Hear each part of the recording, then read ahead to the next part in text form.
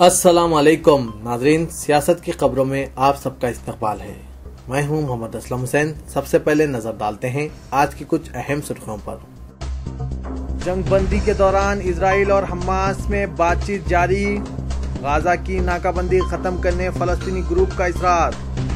मसले कश्मीर को हल करने हुकूमत इंसानियत के दायरे में मुज़ाकरात के लिए तैयार। राज्यसभा में राजनाथ सिंह का बयान। 19 अगस्त को सर्वे में शहरियों से ताउन करने की कमिश्नर बल्दिया सोमेश कुमार की ख्वाहिश। डिप्टी चीफ मिनिस्टर तेलंगाना जनाब मोहम्मद महमूद अली को कादी में मिल्लत का खिताब। चलिए नाजरीन, बढ़ते हैं खबरों की तफसील की तरफ। इजराइल और फलस्तीनी मुसालहतकारों के माबीन बिलवास्ता बातचीत का काहिरा में आगाज हुआ ताकि गाजा में इजरायली जारियत को ख़त्म किया जा सके। इजरायली जारियत और वहशियाना बमबारी में तकरीबन 2000 फलस्तीनी जाँ बहक हो गए हैं। इस दौरान हमास के कंट्रोल वाले गाजा में मिस्र की कोशिशों से 72 घंटों की जंगबंदी भी नाफिज हो गई है। इजराइल और फलस्तीन के वफूद ने कल ही 72 घंटों की जंगबंदी से इत्तेफाक किया था और इसके एक दिन बाद फरीकीन के माबीन मिस्र की कोशिशों से बिलवास्ता बातचीत का आगाज हो गया। इजरायली फौज ने इत्तला दी है कि कल निस्फ शब से जंगबंदी के निफाज के बाद से हमास की जानिब से इजराइल पर कोई रॉकेट हमला नहीं किया गया है। फरीकीन की जानिब से सख्त गैर मौक़िफ़ और बातचीत को तर्क कर देने के इंतबाह के बाद अचानक ही कल रात देर गए जंगबंदी से इत्तेफाक का ऐलान किया गया था। गाजा में हमास का कहना है कि इसने कल रात जंगबंदी के निफाज से ऐन कबल इजराइल पर कई रॉकेट्स दागे थे और इजराइल की जानिब से भी गाजा पर फ़ज़ाई हमलों का सिलसिला जारी रहा था। ताहम जंगबंदी नाफिज होने के बाद से इसका एहतराम किया जा रहा है। हुकूमत इजराइल के तर्जुमान मार्क रेग्यू ने कहा कि इजरायली फौज अपने अवाम का तहफ़्फ़ुज़ करने किसी भी कार्रवाई के लिए तैयार रहेगी अगर हमास की जानिब से जंगबंदी मुआहदे की खिलाफ वर्जी की जाती है। साबिक़ में नाफिज हुई 3 दिन की जंगबंदी ख़त्म होते ही इजराइल की जानिब से गाजा पर वहशियाना बमबारी का सिलसिला शुरू कर दिया गया था और हमास ने भी इजराइल पर रॉकेट्स दागे थे। 4 हफ्तों की इजरायली बमबारी के नतीजे में कम अज़ कम 1939 फलस्तीनी बाशिंदे जाँ बहक हुए हैं और इनमें सैकड़ों मासूम बच्चे भी शामिल हैं। इजराइल के 67 अफराद हलाक हुए हैं जिनमें 64 फौजी शामिल हैं। गाजा में जंगबंदी के नतीजे में वहां अवाम तक इंसानी बुनियादों पर इमदादी साज व सामान की रसाई मुमकिन हो सकेगी।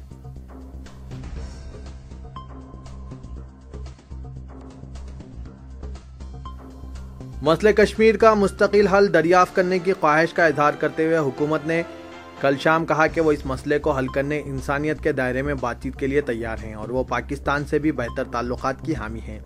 वज़ीर दाखिला राजनाथ सिंह ने राज्यसभा को मुतला किया है कि हम चाहते हैं कि मसले कश्मीर का मुस्तकिल हल दरियाफ्त किया जाए। हम दस्तूर के दायरे कार में किसी भी तरह की बातचीत के लिए तैयार हैं। अगर ज़रूरी हो तो हम इंसानियत के दायरे कार में भी बातचीत करेंगे। इस ज़िमन में उन्होंने अपोजिशन कांग्रेस से जो कुछ भी मुमकिन हो सकता है ताउन करने की ख्वाहिश की है। उन्होंने कहा कि हिंदुस्तान पाकिस्तान के साथ बेहतर ताल्लुकात चाहता है और वो इस मुल्क के साथ दरअंदाजी का मसला हल करने भी बातचीत के लिए तैयार है। राजनाथ सिंह वज़ारत दाखिला के कामकाज पर मुबाहस का जवाब दे रहे थे। उन्होंने कहा कि हुकूमत शुमाल मशरिक़ के तकरीबकारों और नक्सलाइट के साथ भी बातचीत करने तैयार है अगर वो हथियार डालते हैं। ताहम उन्होंने कहा कि हुकूमत तशद्दुद से सख्ती से निमटने भी इक़दाम कर रही है।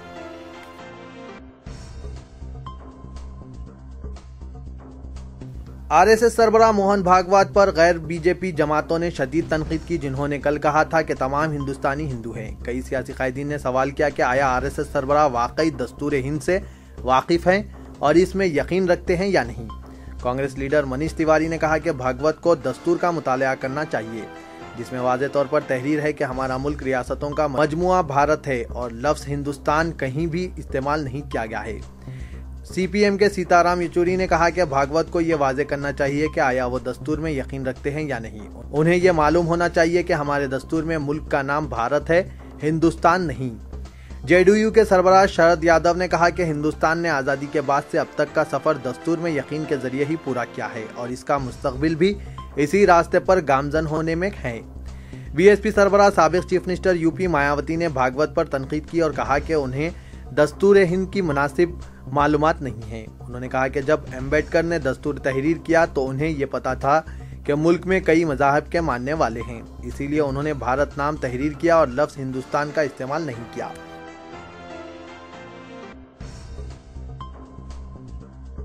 تلنگانہ کی کابینہ نے آندھرا پردیش تنظیم جدید قانون 2014 کی دفعہ 8 کے تحت گورنر کے اختیارات سے متعلق حکومت ہند کی طرف سے جاری کردہ مکتوب پر گہری تشویش کا اظہار کیا اور کہا کہ تلنگانہ کی ریاستی حکومت کے موقف سے حکومت ہند کو پہلے ہی واقف کروایا جا چکا ہے۔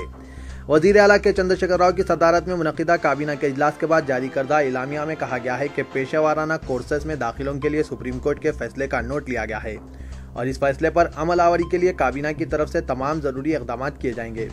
اجلاس میں اراضی کی خریداری اسکیم کی تفصیلات کا جائزہ لیا گیا اور 15 اگست سے اس پر عمل آوری کا فیصلہ کیا گیا۔ کابینہ نے تاریخی قلعہ گولکنڈے کے احاطے میں یوم آزادی تقاریب کے انعقاد اور قومی پرچم کشائی کے فیصلے کی ستائش کی۔ 2009-10 تا 2014 مختلف آفات سماوی سے فصلوں کی تباہی کے سبب متاثر کسانوں کے لیے 404 کروڑ روپے سبسڈی کی اجرائی کا فیصلہ کیا گیا اور کہا گیا ہے کہ فنڈز کی اجرائی کے بعد اندرون 90 دن تمام مستحق و متاثرہ کسانوں کے بینک کھاتوں میں سبسڈی کی رقومات براہ راست جمع کی جائے گی۔ وزیر اعلیٰ کے چندر شیکھر راؤ کے اس اعلان سے تلنگانہ کے تقریباً 26 لاکھ کسانوں کو فائدہ پہنچے گا۔ کمشنر مجلس بلدیہ عظیم تر حیدرآباد سومیش کمار نے 19 اگست کو ہونے والے سروے میں تمام تفصیلات کے اندراج میں تعاون کرنے کی شہریوں سے اپیل کرتے ہوئے کہا کہ شہری شمار کنندگان کو مکمل تفصیلات کی فراہمی میں کوتاہی نہ کریں کیونکہ یہ سروے غریب اور متوسط طبقے کے لیے انتہائی اہمیت کا حامل ہے۔ انہوں نے بتایا کہ شہریوں کو اس سروے میں شمولیت اختیار کرنا اس لیے بھی ضروری ہے کہ مستقبل میں پاسپورٹ اور دیگر دستاویزات کے حصول کے لیے سروے میں طلب کی جا رہی اطلاعات و تفصیل کے ساتھ فراہم کرنا ضروری ہوگا۔ سومیش کمار نے بتایا کہ سروے کے لیے 17 اور 18 اگست کو سروے سے قبل چیک سلپ پہنچانے کا عمل انجام دیا جائے گا جس میں بآسانی تفصیلات پر کی جا سکتی ہے۔ 19 اگست کو ہونے والے سروے کے دوران شمار کنندگان مکمل تفصیل حاصل کریں گے۔ انہوں نے بتایا کہ 3 زبانوں میں سروے کے فارمز یعنی چیک لسٹ فراہم کیے جا رہے ہیں، ساتھ ہی ساتھ ورقیوں کی تقسیم کے ذریعے عوام میں شعور بیدار کیا جا رہا ہے۔ علاوہ ازیں شمار کنندگان کو سروے کی تکمیل پر چسپاں کرنے کے لیے اسٹیکرز بھی دیا جا رہا ہے۔ کمشنر مجلس بلدیہ عظیم تر حیدرآباد کے بموجب 17 اگست کی شام تک اگر شمار کنندگان گھروں پر نہ پہنچے اور انہیں چیک لسٹ فراہم نہ کریں تو ایسی صورت میں شہریان حیدرآباد مجلس بلدیہ کے 24 گھنٹے شکایتی سیل کے نمبر 211111 پر رابطہ قائم کرتے ہوئے اس بات سے واقف کروا سکتے ہیں۔ اگر واقع عہدیدار شکایت کنندگان تک پہنچنے میں ناکام رہیں تو ایسی صورت میں بلدیہ کی جانب سے شمار کنندگان کے خلاف کارروائی یقینی بنائی جائے گی۔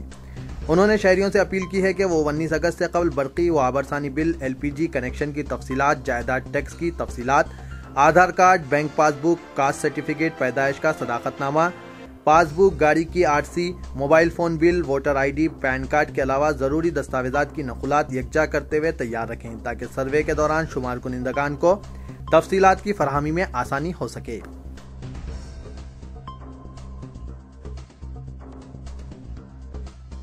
مرکزی وزیر داخلہ راجناتھ سنگھ نے حیدرآباد پر گورنر کو زائد اختیارات کے سلسلے میں مشاورت کے لیے تلنگانہ ارکان پارلیمنٹ کو 18 اگست کو مدعو کیا ہے۔ اس اجلاس میں لا اینڈ آرڈر کے مسئلے پر گورنر کو زائد اختیارات سے متعلق آندھرا پردیش تنظیم جدید بل 2014 میں شامل امور کا جائزہ لیا جائے گا۔ TRS کے رکن پارلیمنٹ جتیندر ریڈی نے بتایا کہ TRS ارکان پارلیمنٹ کی جانب سے دونوں ایوانوں میں اس مسئلے پر احتجاج کے بعد مرکزی وزیر داخلہ نے 18 اگست کو ارکان پارلیمنٹ کے مذاکرات کے لیے مدعو کیا ہے۔ لوک سبھا اجلاس کے التوا کے بعد TRS ارکان پارلیمنٹ نے راجناتھ سنگھ سے ملاقات کی اور مرکز کی جانب سے گورنر کو زائد اختیارات سے متعلق تجویز کی مخالفت کی۔ ارکان پارلیمنٹ نے راجناتھ سنگھ کو ایک مکتوب حوالے کرتے ہوئے کہا کہ گورنر کو زائد اختیارات کا مطلب حکومت کے اختیارات کو سلب کرنا ہے۔ انہوں نے بتایا کہ جس طرح دیگر ریاستوں میں لا اینڈ آرڈر پر فیصلوں کا اختیارات حکومت کو حاصل ہے، اسی طرح تلنگانہ حکومت کو بھی مکمل اختیارات ملنا چاہیے۔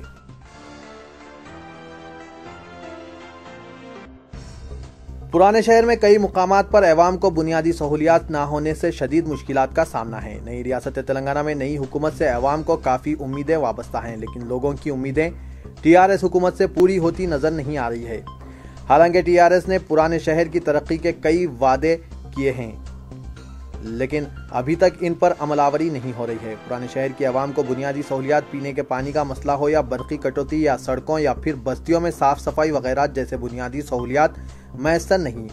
اسی طرح پرانے شہر کے قلب میں واقع چار مینار بس اسٹیشن میں بنیادی سہولیات کا فقدان ہے۔ یہاں پر آنے والے ہزاروں مسافرین کے لیے صاف پینے کے پانی کی سہولت بھی نہیں ہے۔ حالانکہ شہر کے دیگر علاقوں میں موجود بس اسٹیشنز کو عصری سہولیات فراہم ہیں، لیکن چار مینار بس اسٹیشن کو نظر انداز کر دیا گیا ہے۔ اس کے علاوہ یہاں کے مسافروں کو بیٹھنے کے لیے خاطر خواہ کرسیوں کا انتظام بھی نہیں ہے، جس کی وجہ سے لوگوں کو کئی گھنٹوں تک کھڑے رہنا پڑ رہا ہے۔ لوگوں کا کہنا ہے کہ بس کے انتظار میں کھڑے رہنے سے پیروں میں تکلیف ہو جاتی ہے۔ ایک ضعیف شخص احمد علی نے سیاست کو بتایا کہ وہ پرانے شہر کے ساکن ہیں اور روز اپنی ڈیوٹی انجام دینے بس میں سفر کرتے ہیں۔ انہوں نے مزید کہا کہ چار مینار بس اسٹیشن پر ان کو روز بس بدلنے کے لیے آنا پڑتا ہے، کیونکہ ان کے گھر سے منزل تک راست بس خدمات نہیں ہیں، اس لیے وہ یہاں روز آتے ہیں اور صبح و شام یہاں پر کئی گھنٹوں تک بس کے انتظار میں وقت گزارتے ہیں، جس کی وجہ سے پیروں اور کمر میں درد ہو جاتا ہے۔ اسی طرح ایک خاتون نسرین بیگم نے بتایا کہ وہ اپنی لڑکی کو کالج چھوڑنے اور واپس گھر لے جانے روز یہاں پر آتی ہے۔ یہاں پر کوئی سیکیورٹی نہیں ہے اور نہ ہی کوئی پولیس عہدیدار لڑکیوں کی حفاظت کے لیے موجود ہے۔ انہوں نے خاتون پولیس عملے کو تعینات کرنے کی پولیس کے اعلیٰ عہدیداروں سے اپیل کی ہے اور کہا کہ بسوں میں بھیڑ رہنے کی وجہ سے سارقوں کو کئی مواقع حاصل ہو رہے ہیں۔ انہوں نے مزید کہا کہ لڑکیوں کی حفاظت کے لیے ضروری اقدامات کیوں نہیں کیے جا رہے ہیں۔ نسرین بیگم کا سوال ہے کہ کیا لڑکیوں پر کوئی حادثہ پیش آنے سے پہلے کوئی احتیاطی اقدام نہیں کیے جا سکتے ہیں؟ اسی طرح کئی لوگوں نے بتایا کہ یہاں پر نیم پاگل افراد گھومتے رہتے ہیں اور عام شہریوں کے لیے خطرہ بن سکتے ہیں۔ من چلے لڑکے لڑکیوں پر بری نظر ڈالتے رہتے ہیں۔ یہاں کے مسافرین نے حکومت سے مطالبہ کیا ہے کہ یہاں پر CCTV کیمرے نصب کیے جائیں تاکہ مسافرین کی حفاظت ہو سکے۔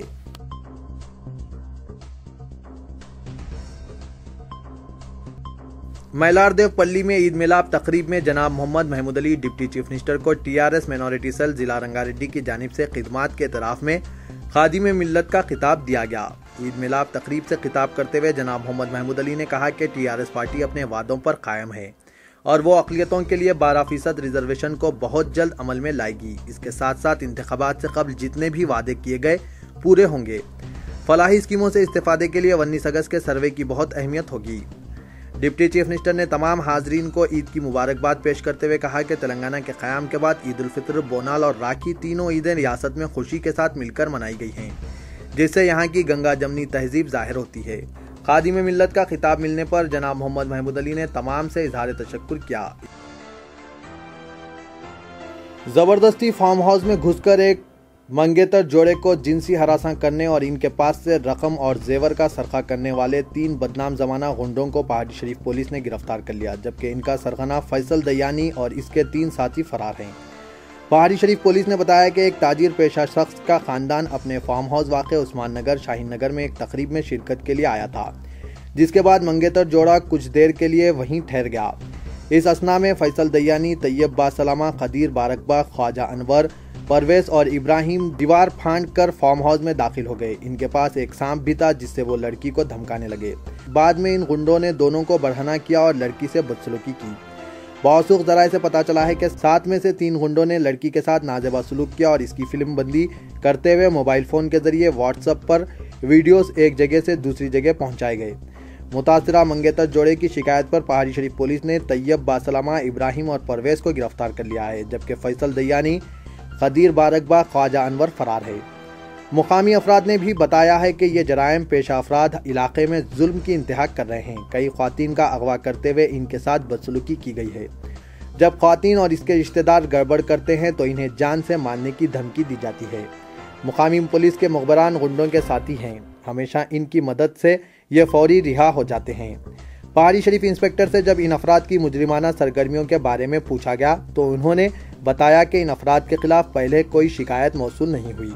پولیس کو ان کی سرگرمیوں کا علم تھا، لیکن جب پولیس شکایت کے بغیر کارروائی کرتی ہے تو یہ لینڈ گرابرز اور غنڈہ عناصر انسانی حقوق کمیشن سے رجوع ہو جاتے ہیں۔